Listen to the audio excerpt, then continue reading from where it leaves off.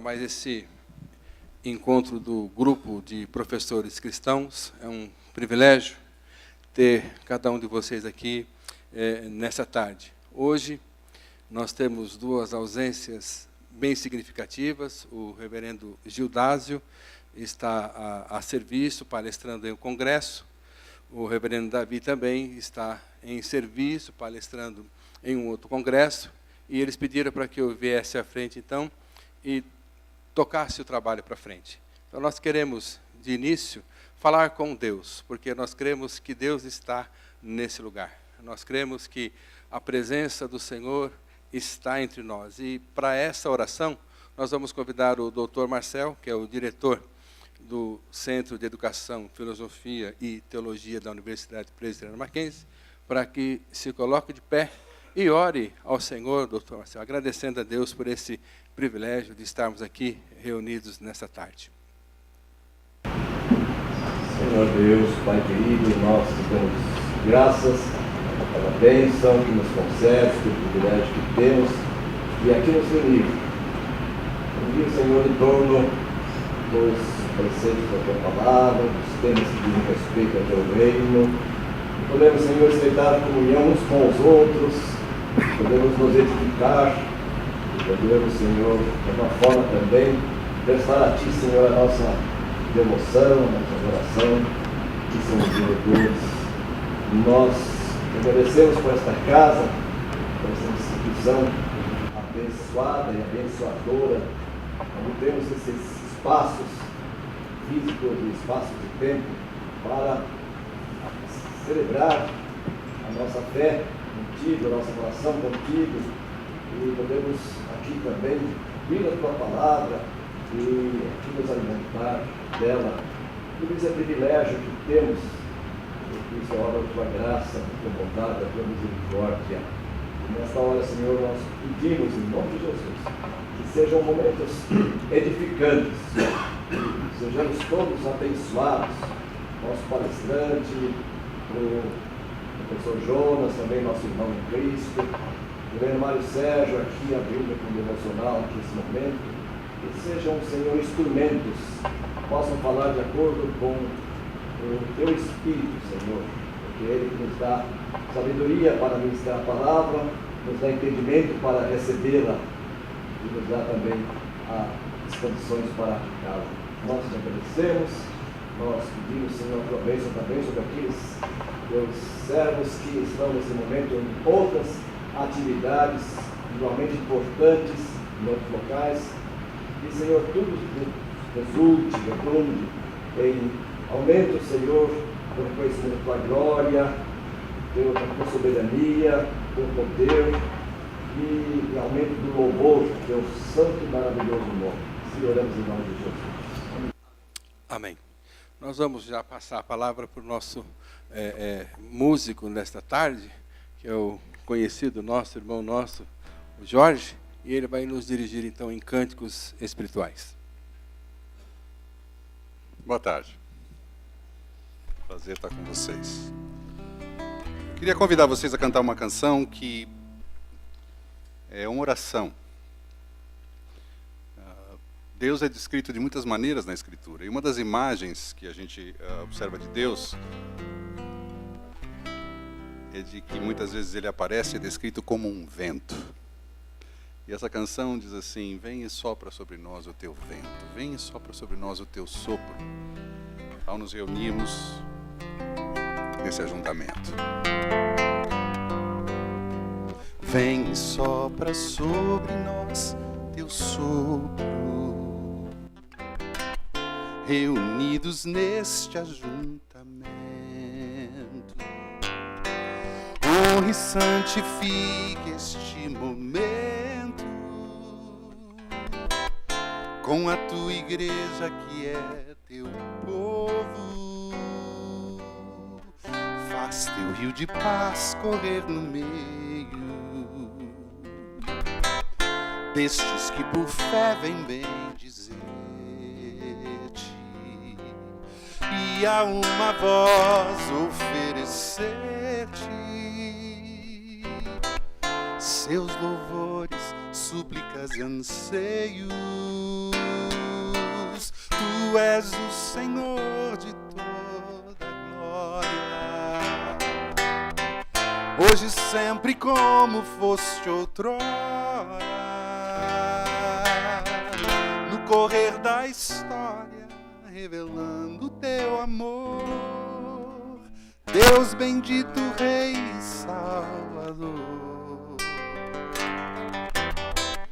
Deus bendito, Rei e Salvador. Tu és o Senhor de toda a glória, hoje e sempre como foste outrora. No correr da história, revelando teu amor, Deus bendito, Rei e Salvador. Deus bendito, Rei e Salvador. Deus bendito, Rei e Salvador. Deus bendito, Rei e Salvador.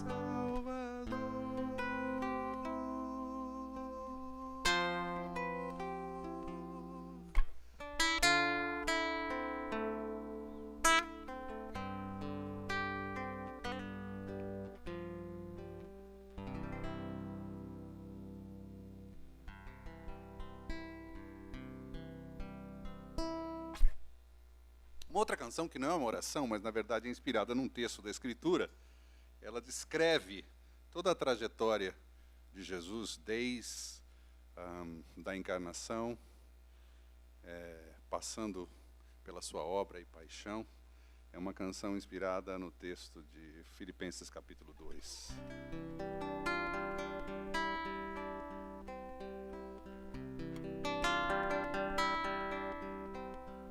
O Rei da glória, o Rei dos reis, Senhor dos senhores, soberano Deus, é Jesus, é Jesus, é Jesus.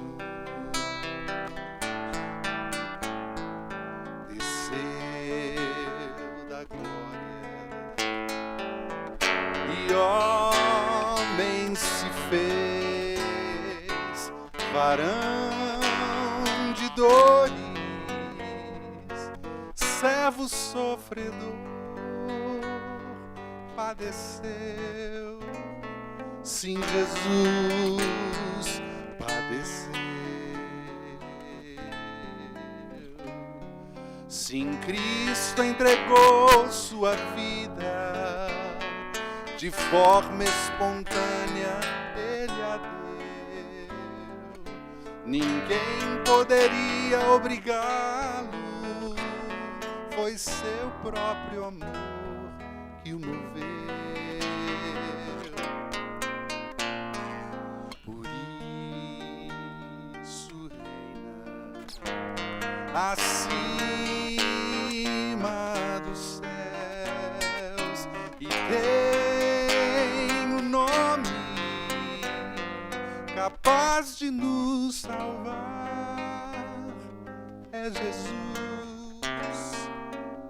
só Jesus, só Jesus. Virá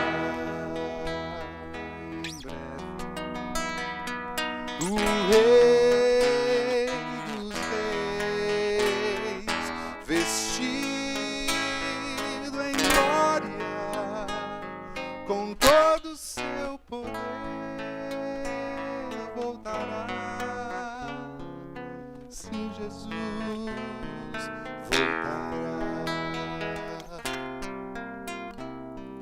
Virá em breve o Rei dos reis, vestido em glória, com todo o seu poder voltará. assim Jesus voltará.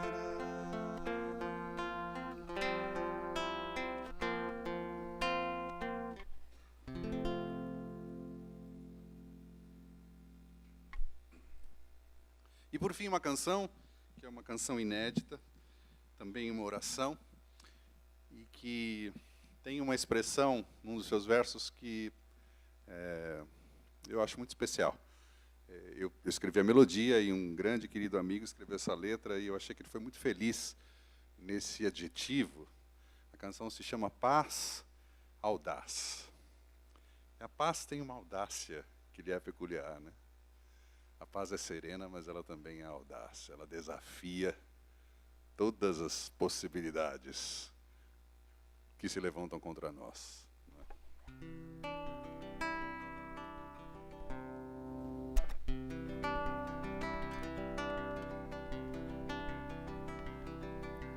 Tua infinita paz, misteriosa paz, vem assim sobre nós, tão serena e audaz. Teu poderoso amor, perseverante amor, é maior do que a dor, do que o mar e o temor, que nos anime esse amor tão profundo e tão leal, e nos dê o favor de perceber seu sinal quando o dia anuncia sol e o de sol, que nos anime esse amor tão profundo e tão leal, e nos dê o favor de perceber seu sinal quando o dia anuncia só um ar de sol, e a paz que vai além de tudo que é pensar, guardará nossa fé, nosso frágil coração, tão dado a vacilar, firmará o seu pé.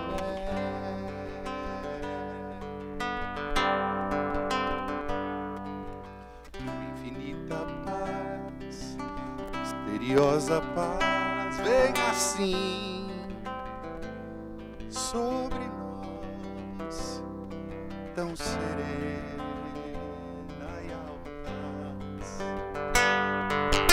Infinita paz, misteriosa paz, vem assim sobre nós, tão serena e audaz.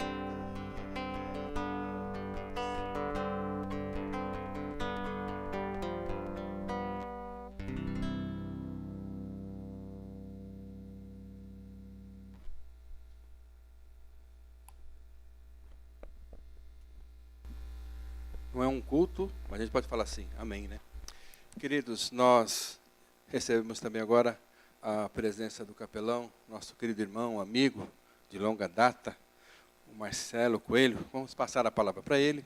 Ele tem a incumbência agora de nos trazer uma devocional. Marcelo, o tempo é seu.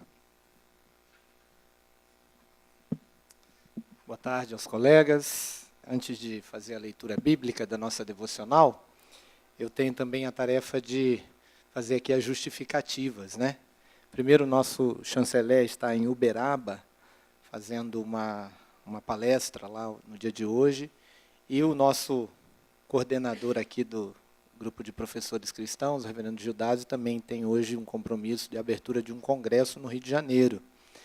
E aí me deu a tarefa de fazer essa abertura devocional e orar com os irmãos antes da nossa palestra com o Jonas.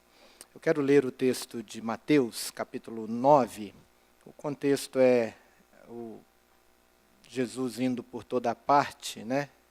O título de Jesus vai por toda parte fazendo o bem. Quando ele ensina, cura e prega. Mas eu quero destacar apenas o versículo 36. Vendo ele as multidões, compadeceu-se delas, porque estavam aflitas e exaustas, como ovelhas que não têm pastor.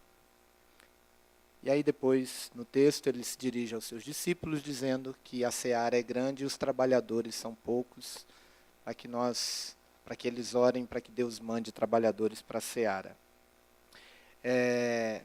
Eu fico pensando na nossa tarefa como cristãos na universidade, que é uma tarefa conflituosa, né?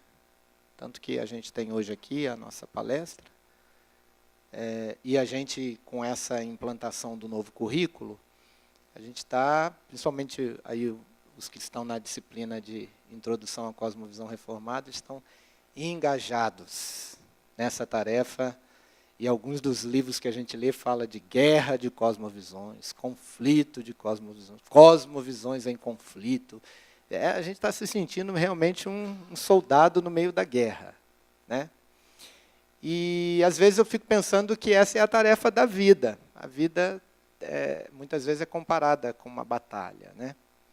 Mas a gente não pode esquecer que nós temos, como a gente cantava antes, um comandante, que é Cristo. Cristo é o nosso comandante nessa batalha, e a gente precisa ser igual a Ele.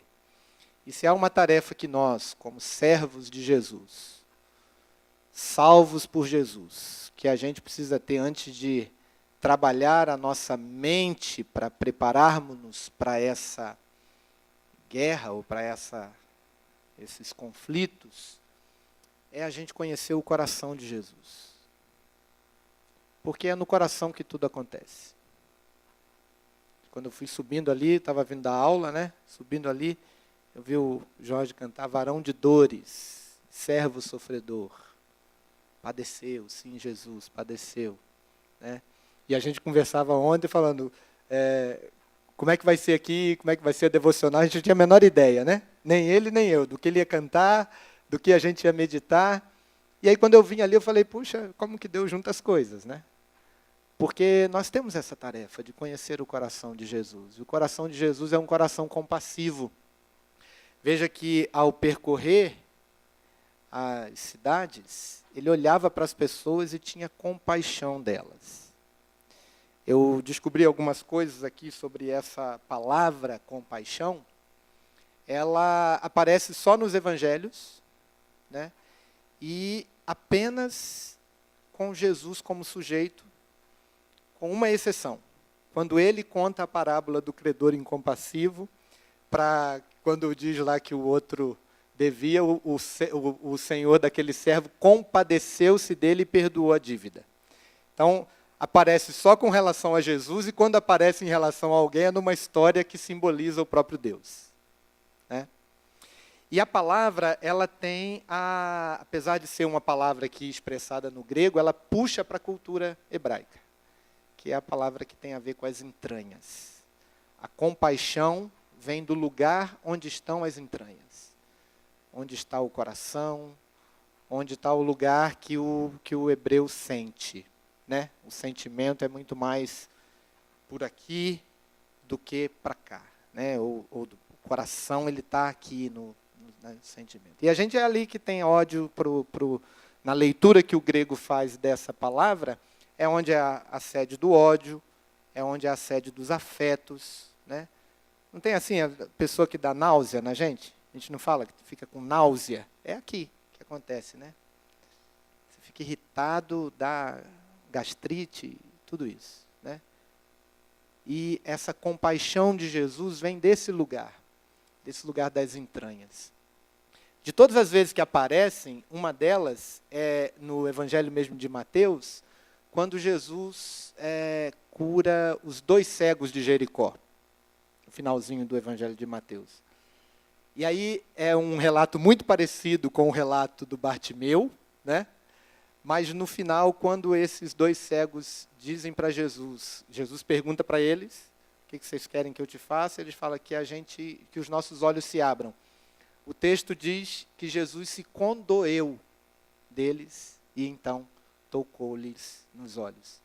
Condoeu. Sentiu por eles afeto tal ao ponto de doer. Essa é a compaixão de Jesus, né? É interessante que o versículo ele fala que Jesus sente compaixão por quem está exausto e aflito, como ovelha que não tem pastor, né? E essas expressões, exausto e aflito, lembram muito o que a gente falou no início aqui da guerra e dos conflitos, porque a ideia é justamente de um embate. O exausto, curiosamente, o exausto é aquele que está entregue, que caiu, que não tem mais esperança, e o aflito é aquele que levou o tombo. Tem uma inversão aqui interessante, né? Jesus fala primeiro daquele que já foi derrotado e depois do que levou o tombo. Então, o exausto é aquele que está entregue e o aflito é aquele que foi pego num golpe, né? Então, onde é que a gente baseia essa nossa batalha, né? Como cristãos aqui, como servos de Jesus, como pessoas que estão dadas à tarefa de cumprir a grande comissão, desses cujos trabalhadores são poucos, mesmo a palavra compaixão não estando associada a seres humanos, o texto continua dizendo, então roguem ao Senhor que mande trabalhadores para a sua seara. Ou seja, nós somos chamados também para agir como Jesus age, para sentir como Jesus sente, para colocar o nosso coração diante do coração de Deus e aprender com Ele. Que o Senhor nos ajude, porque nós estamos, talvez a gente descubra hoje aqui que a gente está numa batalha, né? Cabe ao nosso palestrante nos trazer essa palavra, mas que a gente não esqueça que a batalha não é nossa, a batalha é de Jesus e a gente precisa estar bem próximo do coração de Cristo para agirmos como Ele age, sentir como Ele sente, falar como Ele fala, tratar como Ele trata e assim por diante. Que o Senhor nos abençoe e nos guarde. Que o Senhor nos dê um tempo, e aí mais um mês, né, que a gente só se encontra uma vez por mês, de bastante aproximação do coração de Jesus. Amém? Vamos orar? Pai Celeste, obrigado por essa tarde, obrigado por mais uma sessão do nosso grupo, por mais um tempo de aprendizado, mas também que seja um tempo de encontro, um tempo de aproximação do Senhor e do teu coração. Que a tua graça e a tua paz nos ajude, que sejamos, ó Deus, bem-sucedidos aqui na tarefa do aprendizado, mas mais ainda na tarefa de sermos sal e luz, de sermos esses trabalhadores que o Senhor disse que os seus discípulos deveriam rogar para que o Senhor mandasse para a seara. Ainda que poucos, que sejamos cada vez mais parecidos com o Senhor Jesus. Acolhemos, ó Deus, em nosso coração o Jonas, agradecemos a presença dele aqui no Mackenzie e rogamos também a sua bênção sobre a vida dele, no seu ministério aqui, ó Deus do ensino, desde esse começo, durante todo o tempo que ele estiver conosco, que ele esteja, ó Deus, debaixo da tua bênção. Em nome do Senhor Jesus. Amém. Nós vamos já passar a palavra para o nosso amigo de academia e de ministério, professor doutor Jonas Madureira, pastor da Igreja Batista, querido, vem aqui à frente, ele tem a incumbência hoje de falar para nós, substituindo o nosso chanceler, como já foi avisado. Tenta do senhor. Fique à vontade. Obrigado. Boa tarde a todos. Queria demonstrar minha alegria de estar aqui com vocês, em especial agradecer pela imensa acolhida de muitos de vocês aqui, em especial o Dr. Marcel e o pessoal todo ali do CEFT, que tem recebido a gente com tanto carinho. Então, estou muito feliz de estar aqui entre vocês e, sobretudo, empolgado para tratar de um tópico que eu considero extremamente desafiador.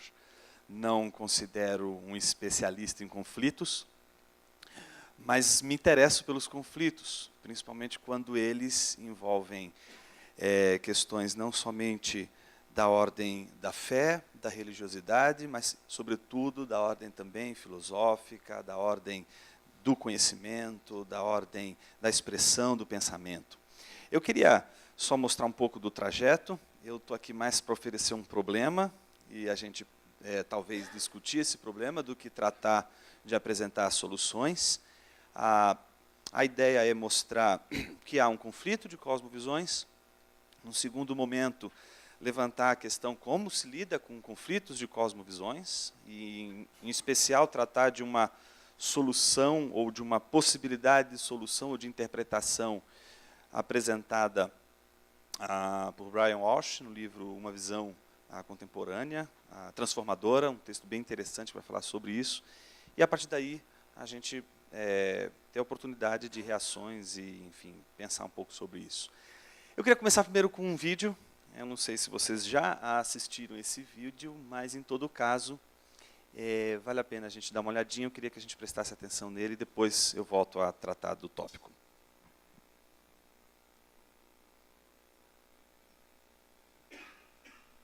God has not revealed himself to me. Even if he did, I'm not sure how I could be confident that it wasn't just some kind of delusion reinforced by my desires or my culture. Oh, trust me, you'd know. God revealed himself to me. Me too. Oh, really?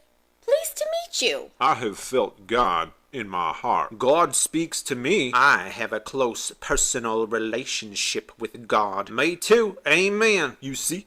God isn't silent. He speaks to us all. Right? We can't all be wrong. You just need to open the door when you hear God knock. We all have a close personal relationship with God, and you can too. Just accept Jesus Christ as your Lord and Savior. Whoa, hold on there. Jesus, peace be upon him, was a prophet, but he was not God. Yes, he is. The only way to be saved is through faith in Jesus Christ. Well, not faith alone. Faith without works is dead. Not so fast. All of our righteous acts are like filthy rags to God. It doesn't matter. God loves us all. We will all go to heaven and see the truth then. You think even Hitler is going to heaven? Even Hitler. I'm sorry, but Hitler's gotta burn. Not if he repented. Hitler's going to hell, and so is that guy who cut me off in traffic this morning. You've all been blinded by Satan. Jesus visited the Indians and cursed black people. Say what? And I'm going to get my own planet after I die. Not if Zeno escapes his volcano prison. Say what? Oogly skoogul kootalulu labby dabby kaka slop. I believe I can straighten this all out. We Jews are the chosen people. Chosen for what? To steal other people's lands? That land was rightfully given to us by God. It was not.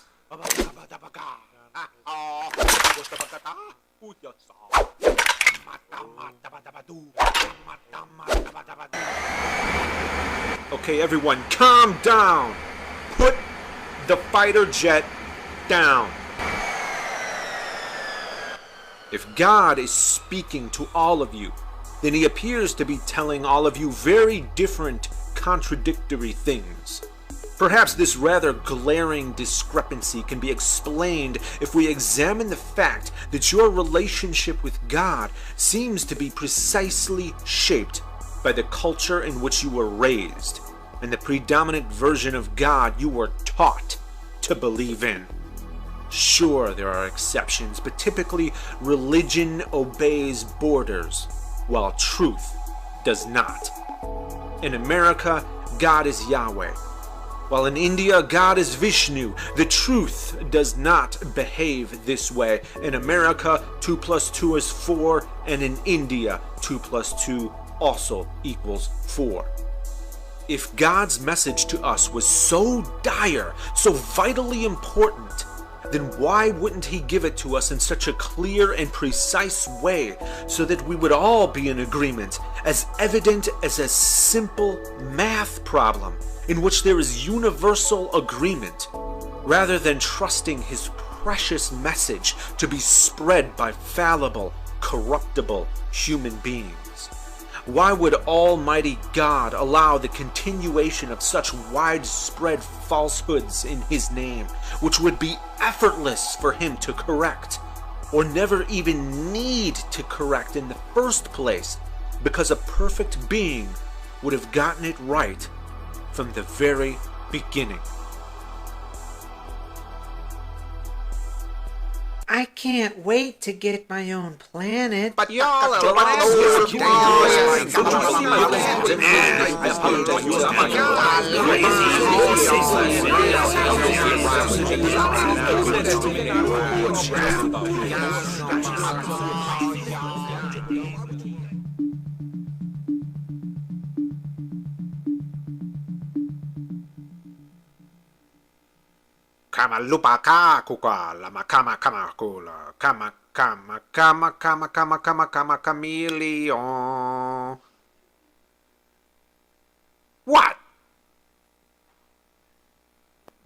Esse vídeo é interessante porque ele, em primeiro lugar, mostra aí um conflito de visões de mundo de todos os lados, de todas as formas.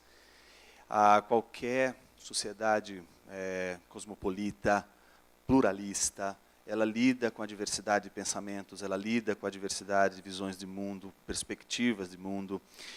E interessante que perspectivas e cosmovisões ou visões de mundo não são como percepções. Todas as pessoas têm as suas próprias percepções e ninguém vai poder reproduzir nem sondar essas percepções. As percepções são inerentes de cada indivíduo, de cada pessoa, mas as cosmovisões, elas não funcionam dessa forma. Elas têm uma outra maneira de se construir, de se erguer, e elas sempre estão presentes em contextos pluralistas, como, por exemplo, é o caso das grandes cidades, como é o caso, por exemplo, de São Paulo. Uma cidade como a nossa, e uma universidade como esta, abriga uma diversidade de cosmovisões representadas por diversos indivíduos que têm uma forma de pensar, têm uma estrutura de raciocínio, têm uma estrutura de plausibilidade.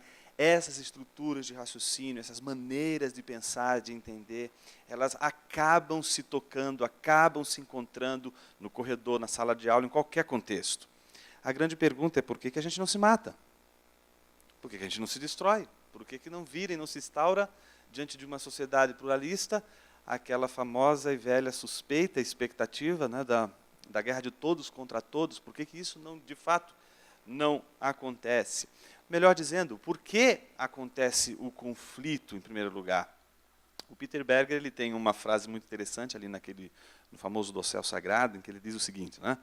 Todos os mundos socialmente construídos são intrinsecamente precários. É só porque todas as cosmovisões elas estão sob o índice e a possibilidade da precariedade que existe o conflito. Se as pessoas não pudessem mudar de cosmovisão, se as pessoas não pudessem ter suas cosmovisões em conflito, se as pessoas não tivessem a possibilidade de ter as estruturas da sua visão de mundo comprometida, não haveria conflito. O conflito existe porque na discussão, no diálogo, há a possibilidade destas estruturas serem comprometidas. E isso diz respeito não só àquelas estruturas de pensamento ou cosmovisões que não são, digamos assim, de origem cristã, mas qualquer outro tipo de cosmovisão acontece isso. É possível, por isso é possível, pessoas que são cristãs se tornarem ateístas, ateístas se tornarem cristãos, e por aí vai. Essas mudanças todas elas são fruto e resultado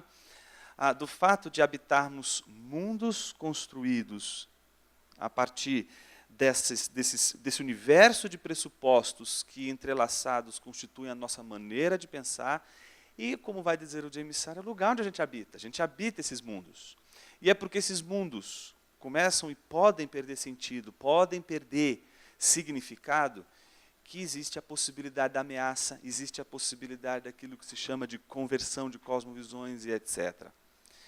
Diante desse grande fenômeno que é o da pluralidade de ideias, da pluralidade de cosmovisões, o que torna possível a reunião dessas diversas comunidades sem que haja uma espécie de desintegração mútua?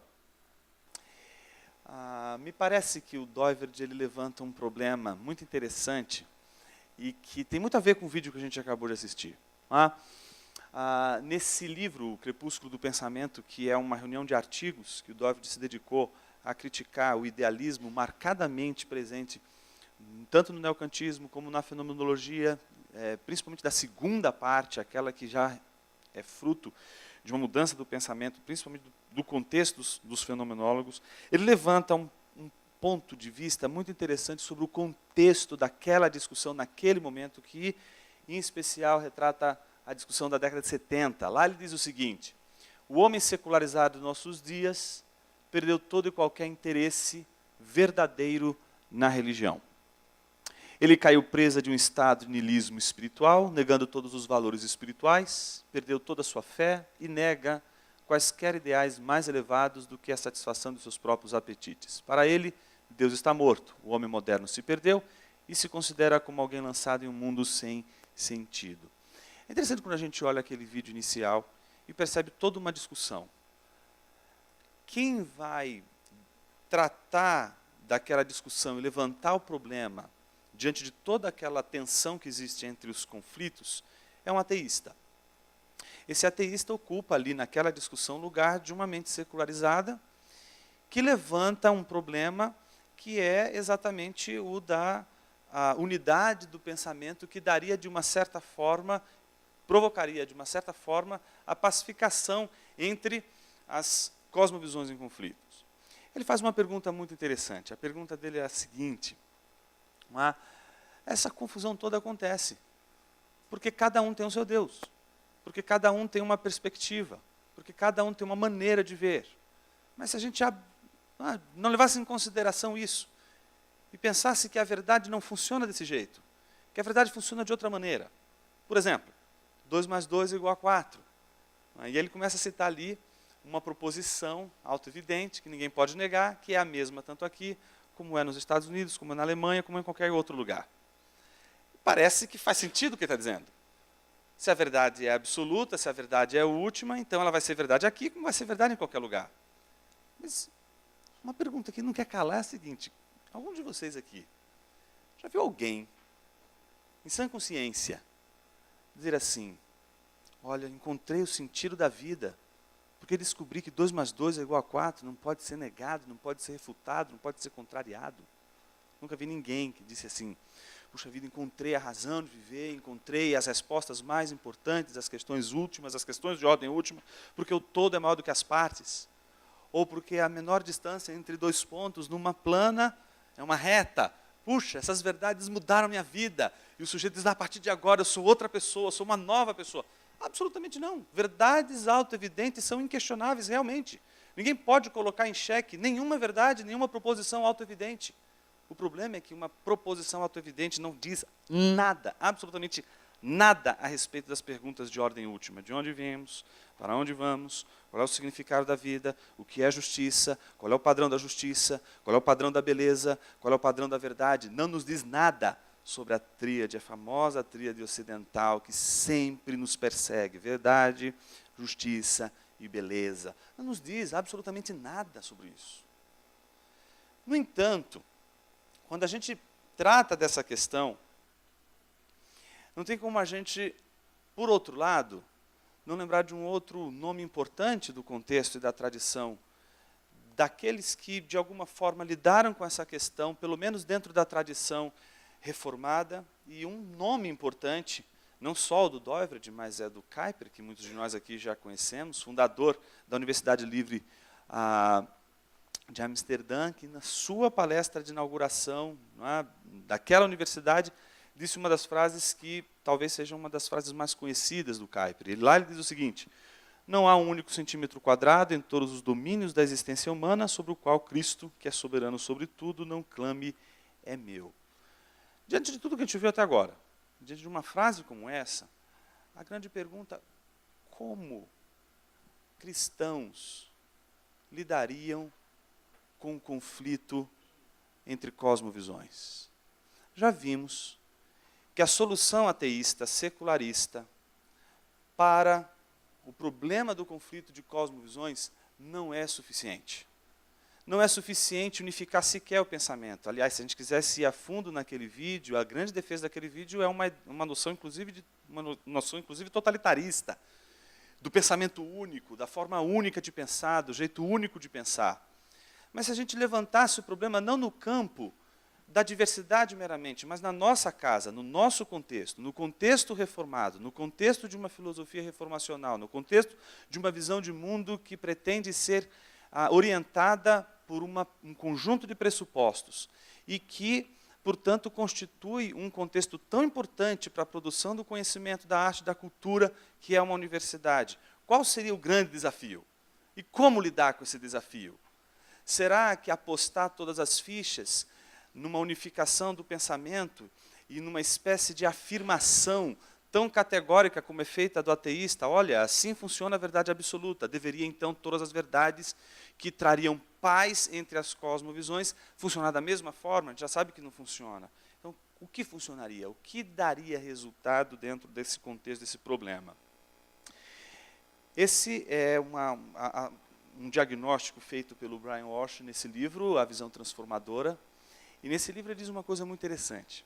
Com ele eu queria apresentar um tópico que eu considero relevante nessa discussão entre conflito de cosmovisões, que é a seguinte: nossa cosmovisão não apenas parece irrelevante para a maior parte da vida, mas sua própria irrelevância sugere que ela é uma traição tanto das Escrituras quanto de nossa confissão do senhorio de Jesus Cristo sobre todos os aspectos da vida. Onde foi que as coisas começaram a ficar erradas? Como nossa cosmovisão ficou em desacordo com as Escrituras? A grande pergunta é: por que e de onde vem a rejeição de toda e qualquer possibilidade de lidar com um conflito de cosmovisões quando esta solução parte justamente de uma perspectiva cristã reformada, como é o contexto de uma universidade como esta? Doivred parece nos dar a primeira pista. Vivemos num contexto secularizado. A grande pergunta é: o que é o contexto secularizado? Uma das experiências mais interessantes que eu tive quando eu estava concluindo parte do meu doutorado na Alemanha, na Universidade de Colônia, lá tem o Thomas Institute. E é interessante porque no andar de cima, o quarto andar, é o andar dedicado somente aos estudos tomistas. E o andar de baixo é dedicado a toda a tradução que hoje aquela universidade está dedicada a fazer dos tratados, principalmente dos filósofos árabes. E é interessante como uma das discussões que teve entre esses dois setores lá, e a gente teve a oportunidade de ver, uma das discussões interessantes foi a levantada pelos estudiosos e pesquisadores do universo filosófico árabe, não é? Em mostrar o quanto o secularismo não faz o menor sentido para o pensamento, por exemplo, a cosmovisão islâmica. Não faz o menor sentido, não existe nenhuma ameaça, não existe nenhum questionamento das estruturas de plausibilidade do islamismo representado pela ameaça do secularismo. E um dos professores lá levantou uma questão muito semelhante à que o Brian Walsh vai levantar aqui. A questão que ele levantou foi a seguinte: parece que o secularismo não é fruto de um movimento ex nihilo, como se surgisse do nada. Ele tem pai, ele tem um nascedouro, e o nascedouro está dentro do contexto justamente cristão. Por isso, o secularismo ele acaba sendo sempre uma cosmovisão ameaçadora para os cristãos. E é interessante, quando a gente lê o Osho, ele diz assim, por que o secularismo se tornou tão forte e por que as possibilidades que a cosmovisão cristã oferece de saída para determinadas situações ou para determinados contextos de setores da sociedade, parece não ser aceita com uma espécie de liberdade de pensamento, que é um contexto, por exemplo, pluralista. Brian Osho parece dar uma solução interessante. Primeiro, a resposta pode ser resumida em uma palavra: dualismo. O dualismo é uma cosmovisão dividida. Ela separa a realidade em duas categorias fundamentalmente distintas, santa, profana, sagrada e secular. Há que se distinguir tanto dualismo como uma cosmovisão de dualidade. A dualidade é um dado do real, é um dado real. A dualidade não é uma questão de ponto de vista, é da natureza das coisas. Tá? O dualismo, como o pluralismo, são cosmovisões.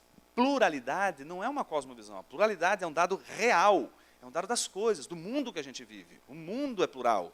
O mundo apresenta dualidades. Tá?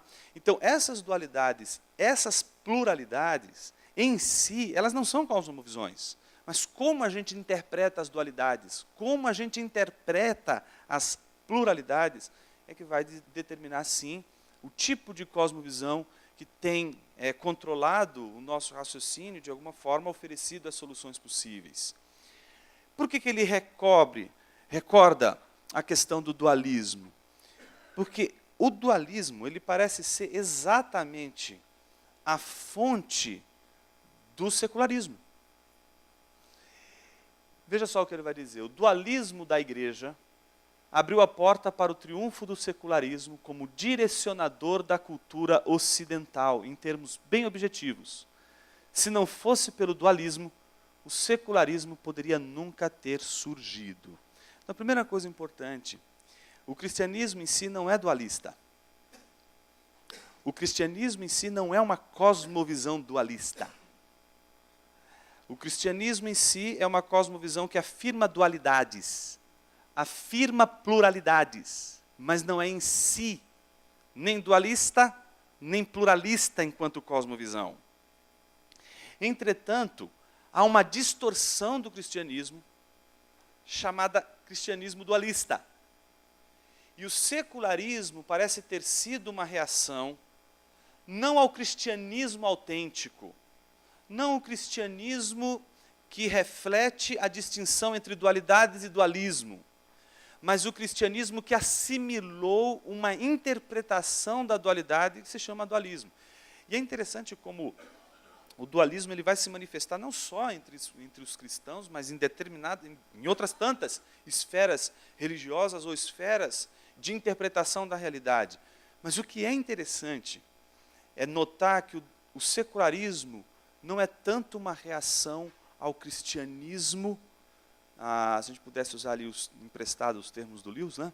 Puro e simples, mas parece que um cristianismo reinterpretado, um cristianismo ressignificado dentro das configurações daquilo que seria uma cosmovisão dualista. O que isso gera de problema? Aqui entra o ponto, acho que mais importante da fala de hoje, que eu queria colocar como um problema. Todas as cosmovisões numa sociedade pluralista, elas vão expressar seus pensamentos. Mas o que é que faz com que cosmovisões não se destruam, não cheguem nos termos de provocar, não é, uma desintegração social? A noção de que, dentre todas as cosmovisões, sempre deve haver uma cosmovisão majoritária. E o Brian Osho vai distinguir dois tipos de cosmovisão. Uma cosmovisão que é chamada majoritária e uma outra cosmovisão que é chamada minoritária. Veja só o que ele vai dizer. Cosmovisões minoritárias e comunidades alternativas sempre estão presentes em qualquer sociedade. Quando a sociedade manifesta uma pluralidade de cosmovisões, sempre aparecem problemas. Se não existe uma cosmovisão dominante, aquela sociedade se torna uma casa dividida contra si mesma. E, inevitavelmente, experimentará uma desintegração cultural. Porém, quando há uma posição majoritária, quando uma cosmovisão domina as outras, a cultura deve lidar com as minorias de algum jeito. Ou seja, na estrutura de análise, ou na análise das estruturas de cosmovisões, ou diversidade de cosmovisões, Walsh descobriu, nessa análise que ele vai fazer, de culturas plurais, que toda cultura pluralista, ela vai ter uma dinâmica, vai obedecer uma dinâmica. E que dinâmica é essa? Sempre haverá uma cosmovisão majoritária. E é responsabilidade dessa cosmovisão majoritária garantir a integridade de todas as demais cosmovisões. Isso só acontece em sociedades pluralistas. Só que o que é interessante? Cosmovisões majoritárias não têm absolutamente nada a ver com maioria. Não significa que uma sociedade pluralista é governada pela maioria. Uma sociedade pluralista pode ser governada justamente por uma minoria. Uma cosmovisão minoritária pode ser, por exemplo, representada pela maioria de uma nação, pela maioria de uma sociedade. E o que torna, então, uma cosmovisão majoritária, se não é a quantidade de pessoas, se não é a maioria das pessoas? O que torna uma cosmovisão majoritária, em primeiro lugar, é a sua ocupação nos elementos constitutivos de uma sociedade. Quais são eles? Brown Walsh vai dizer: universidades, educação, todo esse universo jurídico, universo das leis, produção de leis. E em terceiro, mídia. Tudo que envolve mídia, desde produção de filmes, teatro, cultura, como um todo. Se nessas três esferas de uma sociedade só existe um pensamento único, é esse pensamento único que lida com os conflitos de cosmovisão. São estes que representam esta cosmovisão e que ocupam este cenário, que são responsáveis em oferecer soluções para os conflitos em cosmovisão. Então, isso é muito desafiador. Desafiador por quê? Em primeiro lugar, se não existe a diversidade de pensamento nessas esferas, se existe um único pensamento nessas esferas, isso significa que não há nessas esferas a possibilidade do contraditório. Não há nessas esferas a possibilidade de um pensamento que possa ser uma alternativa. Existe só uma maneira de se encarar o mundo e uma maneira de controlar e de governar e de direcionar as cosmovisões em conflito. Isso me parece um grande desafio. Isso me parece um desafio exatamente daquele que chama atenção para a contribuição que a cosmovisão cristã tem para fazer, principalmente em contextos onde a cosmovisão majoritária não é cristã. Não importa se, por exemplo, no nosso contexto brasileiro, a maioria de brasileiros seja cristã. Não é isto que impõe uma agenda, não é isto que levanta discussões, não é isso que, não é a quantidade numérica, não é, que vai determinar ou vai pautar as questões. O que pauta as questões é sempre a ocupação ou a presença nesses contextos que representam direcionamentos para a sociedade. É nesse ponto que eu acho que o papel dos pensadores, dos formadores de cultura cristãos tem algo impressionante a contribuir. E nós, às vezes, não conseguimos contribuir da maneira mais adequada, porque boa parte dos pensadores cristãos aprenderam a pensar de forma cristã apenas temas religiosos. A grande dificuldade é pensar temas não religiosos numa perspectiva cristã. E quando a gente não faz isso, a gente não consegue oferecer, em primeiro lugar, uma alternativa dentro de um contexto secularizado que interpreta o cristianismo ou interpreta a visão cristã de mundo de maneira muito tosca, quando você vai conversar com um aluno, vai conversar com um colega que de repente te apresenta uma visão do cristianismo, a visão que ele apresenta do cristianismo é uma visão tão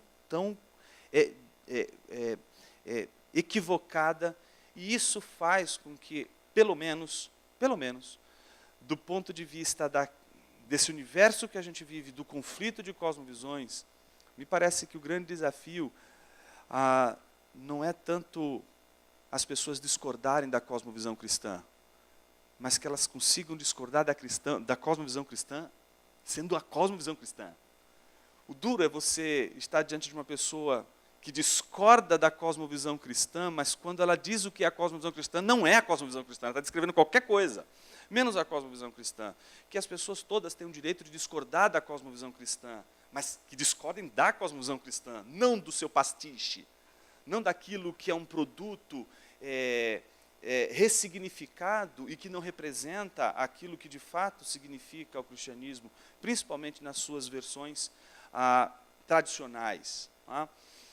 Com base nisso, eu queria encerrar minha fala com dois desafios da Nancy Pearce.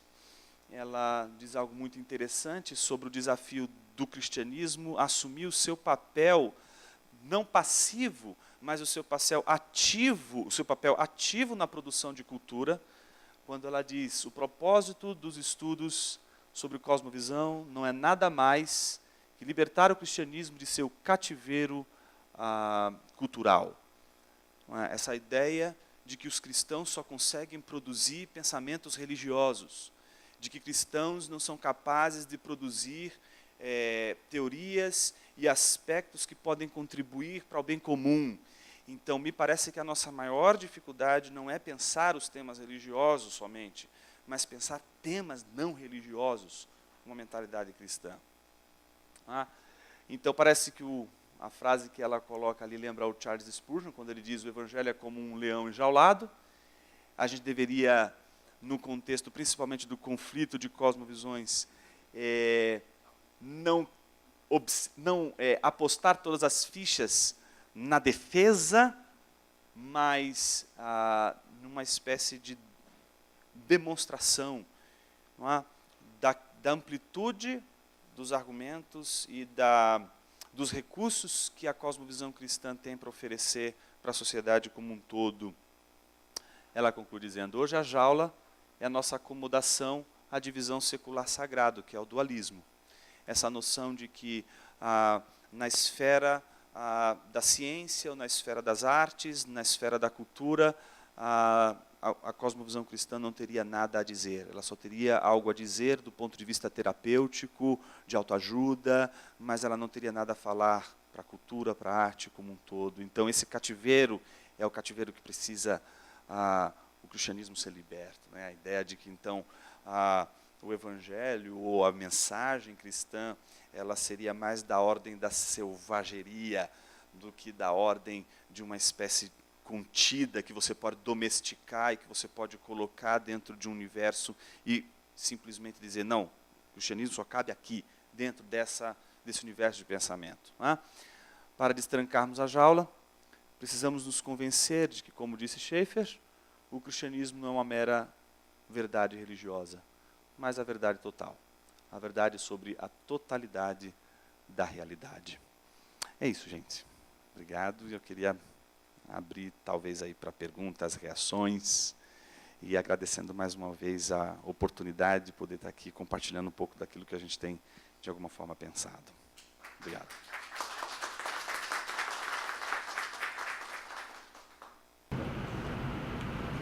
Mas eu tenho uma pergunta. Quando a gente fala de cristianismo, a gente fala do homem cristão. Quando a gente fala de Cristo, ele às vezes confunde Cristo com cristianismo. Eu que vim de uma cosmovisão islâmica, formado em família islâmica, meus pais são islâmicos e tal, e eu tive um encontro com Jesus. E quando eu fui encontrar o cristianismo, encontrei toda essa miscelânea de ideias, toda essa luta que apresentada no vídeo é muito comum.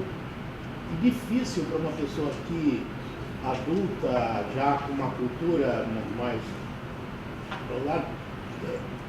se ajustar a uma cosmovisão qualquer que seja ela dessas mil cosmovisões cristãs que a gente encontra por aí.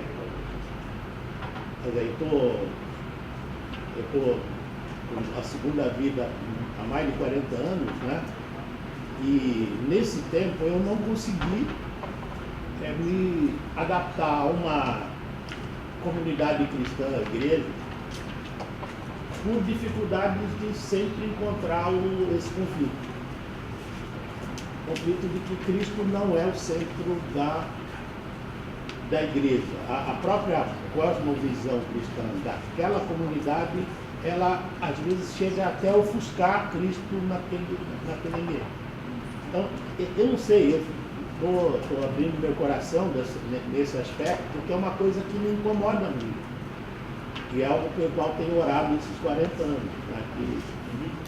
E João 17, para mim, é a oração de Jesus contra todo esse emaranhado de coisas. Né? Se a gente lê o João 17, a gente vê Cristo já preocupado com isso. E diz lá, né, no João 17,15, né, não peço que os filhos do mundo, mas que os livros do mal. E às vezes que a gente fica entrando nesse conflito de querer entender ou querer criar dualidade, quer dizer, a dualidade do cristão é a verdade e o mal, o bem e o mal. Não tem as outras formas de dualidade, elas são simples representações dessa dualidade fundamental que é você está.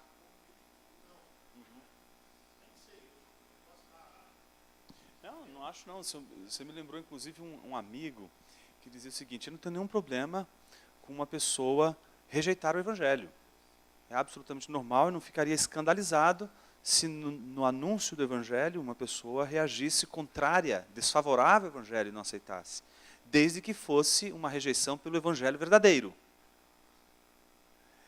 O que causa constrangimento é a rejeição do Evangelho pelo que o Evangelho não é. E me parece que, no contexto, em geral, o secularista, há uma compreensão equivocada do Evangelho. E ela é capitaneada por aqueles que falseiam o Evangelho. Desde aqueles que, de uma perspectiva bastante popular, popularizam um falso Evangelho, como aqueles que sofisticam o Evangelho de uma tal maneira, mas de uma maneira a desfavorecer essa noção integral, holística do cristianismo, que não diz respeito apenas a uma dimensão da vida, mas a toda a vida. Então, eu compartilho da mesma inquietação, da mesma angústia, mas eu acredito que é possível, nesse contexto todo, encontrar aí um remanescente de cristãos comprometidos com a integralidade do cristianismo e comprometidos com a glorificação de Deus por meio da ciência, por meio da cultura, por meio das artes como um todo. Que não tem como fugir da centralidade de Cristo, por isso que o Kuyper acaba sendo uma espécie de patrono aí, dos cristãos envolvidos, principalmente no contexto universitário, uma vez que ele diz que não há um centímetro quadrado de toda a existência que Cristo não clame para si. Mais alguma? Por favor. Eu só gostaria realmente de agradecer, Jonas, e nas últimas palavras que você foi colocando, eu fui me lembrando muito de um artigo do Rubens Amoresi. E aí foi passando a revista e é exatamente o artigo que vai trabalhar a questão do pluralismo versus narcisismo. Eu, como psicanalista, lógico, é algo que me interessa demais, porque a gente imagina tudo isso num sujeito narcísico, enfim. Né? E eu só recomendo mesmo, né, para que todos possam estar lendo esse artigo, que eu acho que vai também nos trazer uma referência e ampliar. Né? Obrigada, eu realmente fico muito feliz de poder estar lembrando disso, e aí passa o tempo mesmo que Deus quer nos dar, né, nos levar com mais essa possibilidade para pensarmos. Obrigada.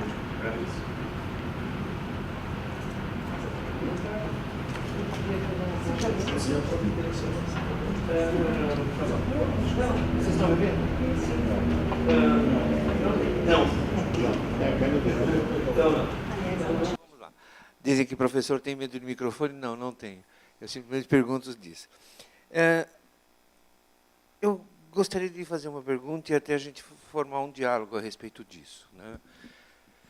Realmente, o dualismo é uma característica humana, tá? E ela é muito estudada.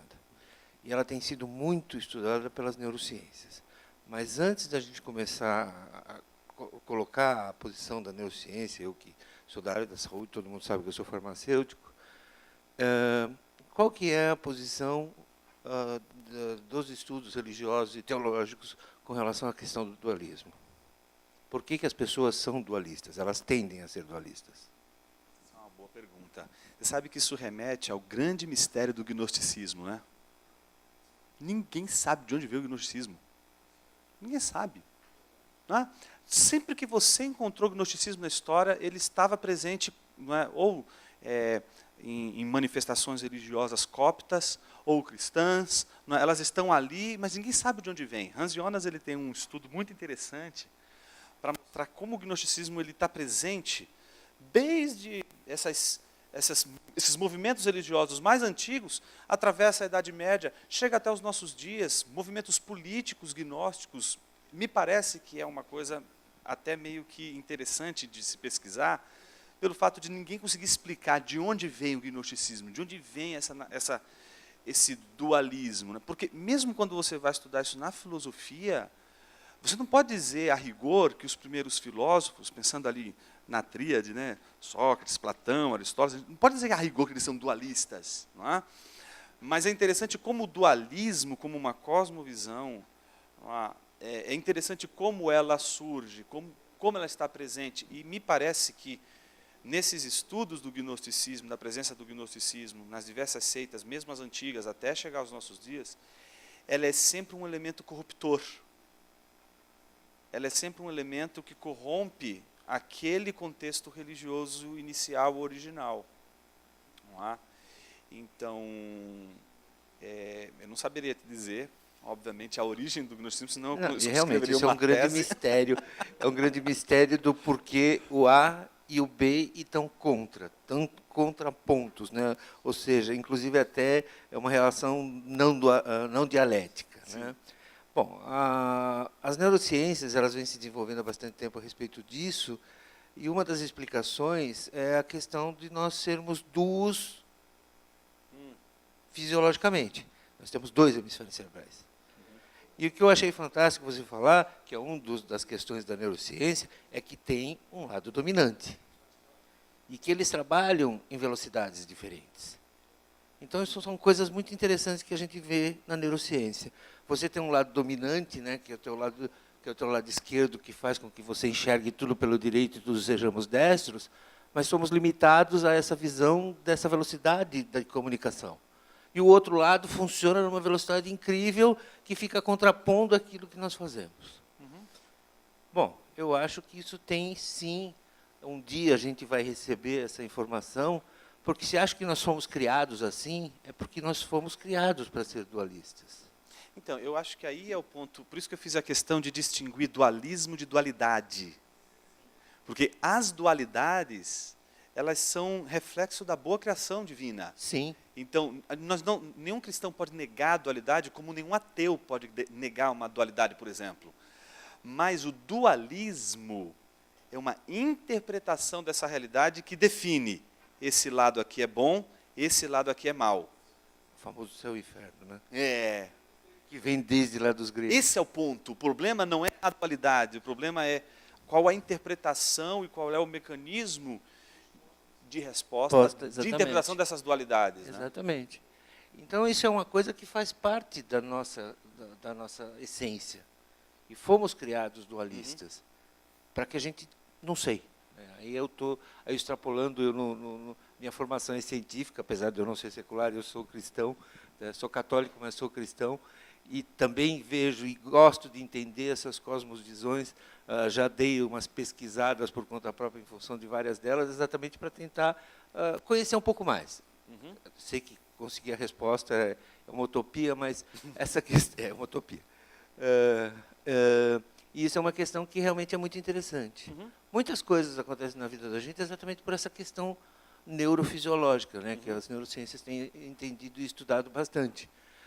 É como se nós fôssemos uma dupla personalidade. Aí eu me lembro, os mais velhos lembram daquele desenho da Disney que o Donald, uma hora era dirigido pelo Santinho, uma hora ele era dirigido pelo Diabinho. Era o Pateta? Era o Pateta. É que o Pateta também tem uma outra muito grande, muito interessante, que ele mudava de personalidade quando ele entrava no carro, saía do carro. Então, tudo isso é dualismo. Tudo isso mostra que a gente se comporta em situações diferentes e a neurociência tem buscado e tem achado algumas explicações exatamente. Outra coisa também, né? Por que as mulheres são tão, digamos assim, sensitivas e tão, digamos assim, perceptivas?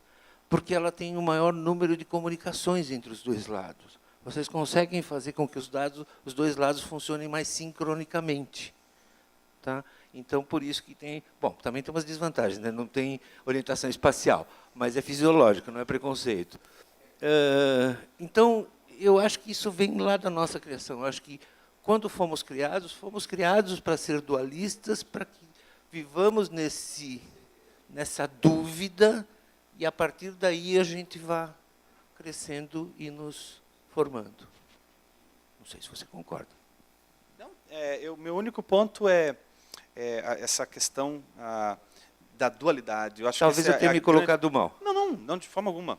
Meu ponto é só reforçar essa noção da distinção da dualidade, que não é algo nem inventado, não é uma percepção que a gente tem, é um dado real, que é diferente de uma representação dessa dualidade, que aí é da ordem do construto, né? Humano, comunitário, enfim, coletivo. Dá para a gente tentar conciliar o que ele falou dessa abordagem científica, psíquica, etc., neurocientífica, dessa dualidade, e uma cosmovisão que, fazendo a simbiose, dê orientação para a gente ser minimamente destrutivo e pessimista. Quem sabe a cristã? Você diz de uma cosmovisão qualquer, se a cristã pode se tornar destrutiva. Sim. Se a gente olhar só como reação fisiológica, Sim. etc., pelo contexto, como pode se perder? Sim. Ficar um campo pendular. Hoje eu achava pendular também. Agora, vamos ser racional. Tendo uma cosmovisão que oriente, ele tem como escapar disso? Esse é o ponto. A cosmovisão, ou o estudo da cosmovisão, ele ele tem como foco mostrar, em primeiro lugar, que ninguém pensa sem cosmovisão. Tá?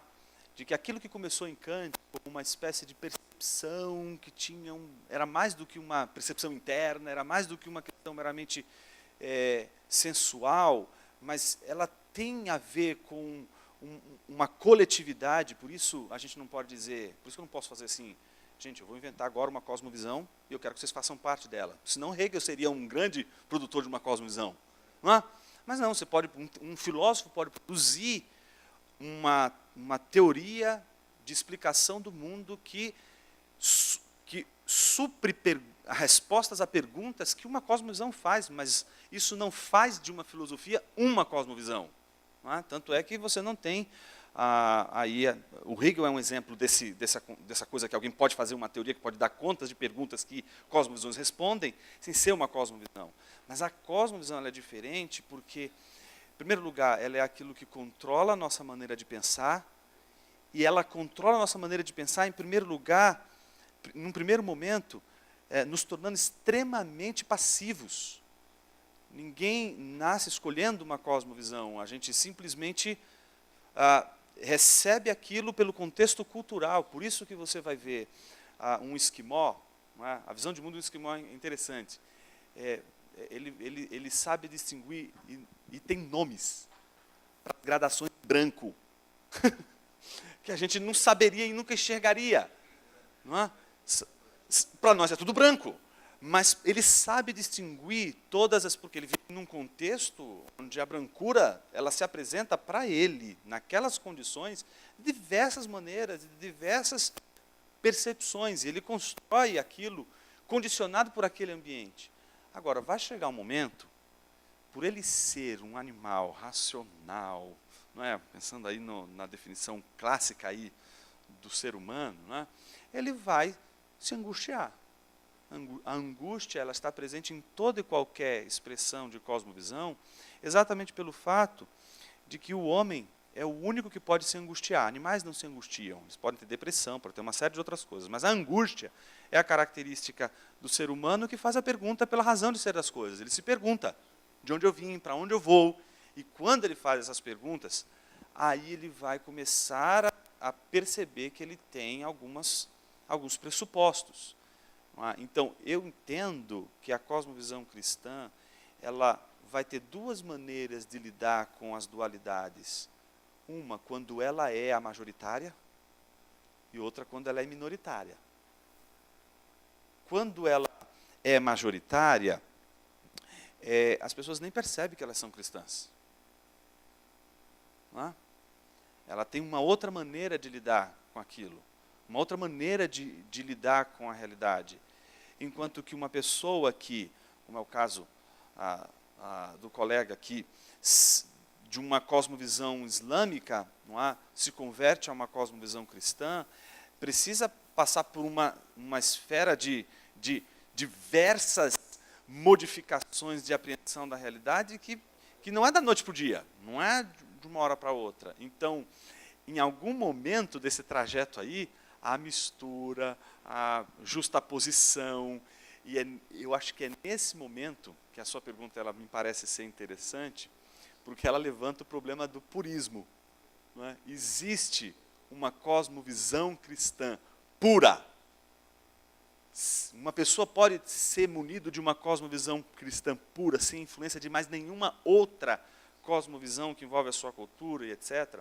Parece que não. Parece que, aí levanta a sua questão, parece que a cosmovisão cristã, ela pode ser uma que domina todas as outras que estão talvez em conflito dentro do próprio universo estrutural de pensamento de um indivíduo.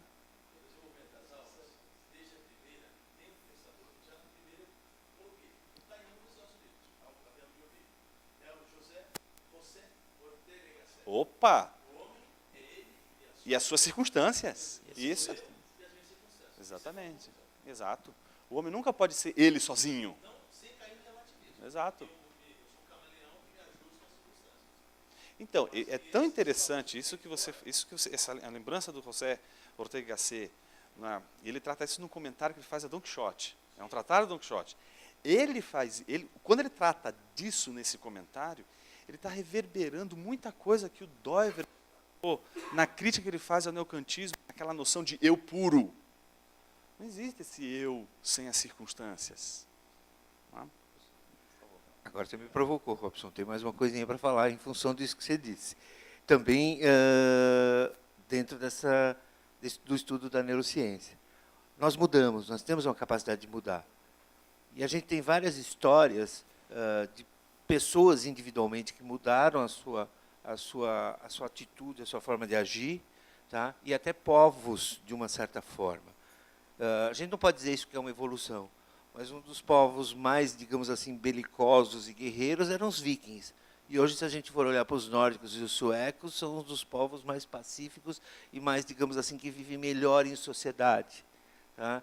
A gente vê vários casos e várias histórias de soldados que estavam participando da guerra. Me ocorreu agora. Foi o caso que aconteceu durante a primeira guerra, que houve um momento de paz entre os alemães e os coisas que eles pararam para recolher os corpos, mas de repente fizeram amizade, bateram um futebolzinho, ficaram ali numa boa. Se não fossem os seus oficiais a mandarem eles voltarem a guerrear, eles não estariam mudando a sua posição. Então, isso também é um mistério para a neurociência. Então, a gente sempre pensa nisso. Por que, em determinado momento, em função dessa formação que você vai tendo, em função do ambiente, você vai criando uma outra cosmovisão e se modifica. Mas eu acho, voltando à minha fala original, eu acho que isso é uma busca constante mesmo, da nossa própria criação, e talvez até um dos desafios que Deus nos deu quando nos criou dualista. É isso que eu acho que é interessante. É esse que é o ponto. E você vê que a coisa, né, de se separar da ciência e da religião, que isso não tem nada a ver. É só você conseguir enxergar com os dois lados e com os dois olhos. Bom, gente, muito obrigado pela atenção de todos. Foi um prazer estar com vocês nessa tarde. Bom demais, né? Fica em pé. Fico pensando se um esquimó pode olhar para mim e ver alguma coisa branca, né? Olha os tons, né?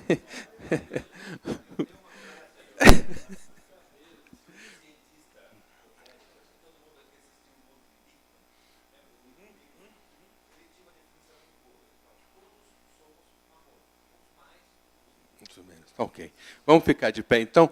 Queria convidar o reverendo Robson Garcês para vir aqui à frente e orar, encerrando esse nosso momento, e também intercedendo, obviamente, pela vida, mais uma vez, pela vida e pelo ministério que o Senhor Deus está dando para o nosso querido irmão Jonas Madureira, aqui na universidade. Pai Celeste, graças te damos, porque o Senhor é bom e a tua misericórdia dura para sempre. Pelo que o Senhor permitiu também que estivéssemos aqui, nesta tarde, mais uma vez reunidos como grupo de professores cristãos desta universidade. Abençoe aqueles cristãos que ainda não estão conosco aqui. Graças te damos pela presença do irmão Jonas aqui nesta universidade e neste grupo também, por aquilo que ele nos trouxe nesta tarde. Ilumina o nosso entendimento, dá-nos, ó Deus, coragem, dá-nos sabedoria no trato desta nova disciplina, para que em todas as coisas seja o teu nome glorificado, para que sejamos mais sábios, ó Deus, no trato também com aqueles que não têm a mesma fé que o Senhor nos tem dado, para o bom testemunho e até para o alcance daqueles que tu tens escolhido. Nós oramos agradecidos por tudo, em nome de Jesus, o Senhor de todas as coisas, o Senhor da nossa visão aberta, hoje e sempre. Amém.